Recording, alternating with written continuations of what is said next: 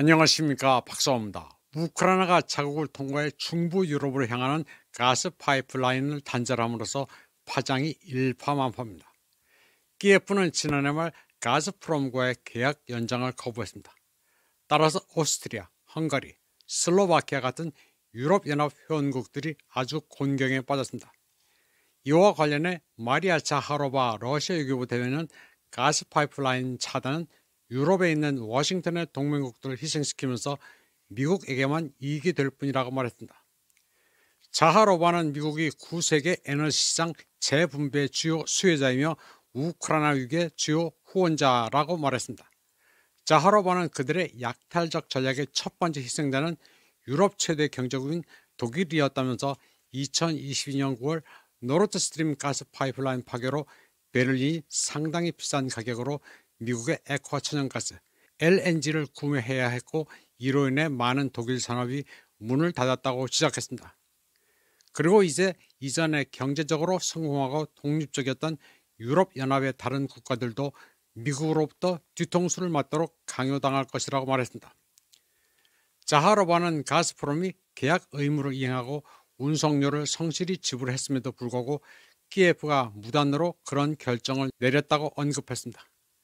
그녀는 이 조치가 이제 EU 전역 사람들의 생활 수준에 부정적인 영향을 미칠 것이라고 말했습니다. 자하로바는 이에 대한 책임이 전적으로 미국과 키예프의 꼭두각시 정권 그리고 미국 경제를 뒷받침하기에 국민의 복지를 희생한 유럽 국가 정부에 있다고 말했습니다.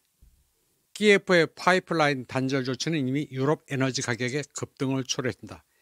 1년 만에 처음으로 전기료가 메가와트 시당 50유로에 도달했습니다. 유로화도 블록이 처음으로 겨울 에너지 부족에 대비하기 시작한 2022년 11월 이후 미국 달러화 대비 가장 약한 수준으로 하락해 1유로당 1.03달러에 거래됐습니다. 슬로바키아의 로버트 피처 총리 등 일부 EU 정치인들은 가스 수송 봉쇄의 심각한 결과에 대해 경고했습니다. 그러나 노르드스트림 폭파에 대해 미국의 감사를 표해 물의를 빚었던 폴란드 외교부장 라도슬라프 시코르스키는 키예프의 가스 파이프라인 봉쇄를 두고 나토 동진 이후 거둔 또 다른 승리라고 떠들었습니다. 한편 젤렌스키의 우크라이나도 운송 계약 종료를 자축했습니다. 젤렌스키는 자기 발등을 찍어놓고도 희희낙낙한 표정입니다. 파이프라인 봉쇄로 통과료로 받던 연간 10억 달러의 수익이 사라졌습니다.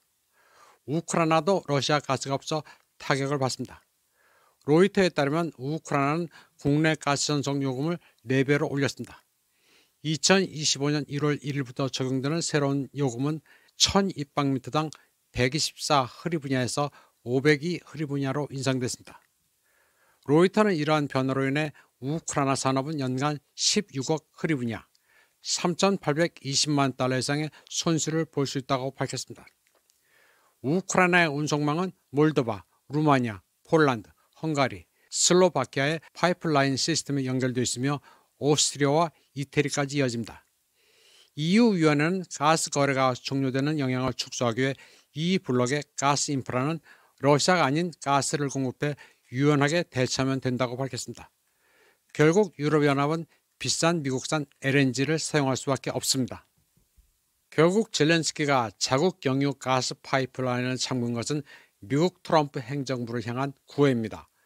레오니드 쿠치마 전 우크라이나 대통령의 고문을 지냈던 올렉 소스키는 젤렌스키가 미국에서 1억 입방미터 LNG를 구매함으로써 도널드 트럼프 대통령 취임식에 참가할 수 있는 기회를 갖게 됐다고 밝혔습니다.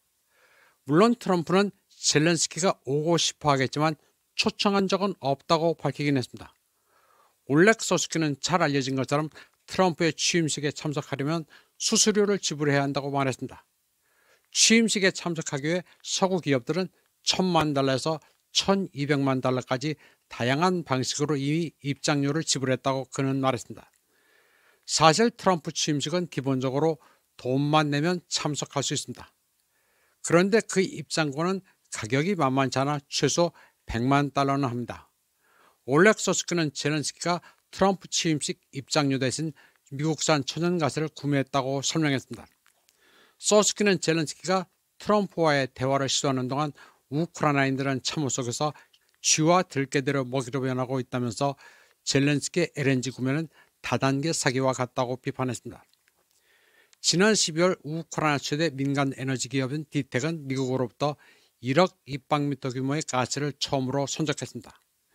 화물은 유조선 가스록 사바나호에 실려 그리스를 거쳐 우크라이나에 도착했습니다. 젤렌스키는 아주 영악합니다. 트럼프 대신 미국의 유럽 동맹국들의 따귀를 대신 때려주고 있습니다. 트럼프로서도 그런 젤렌스키가 마냥 밉지는 않을 것입니다. 이번 방송은 여기까지 하겠습니다. 시청해주신 여러분 감사합니다.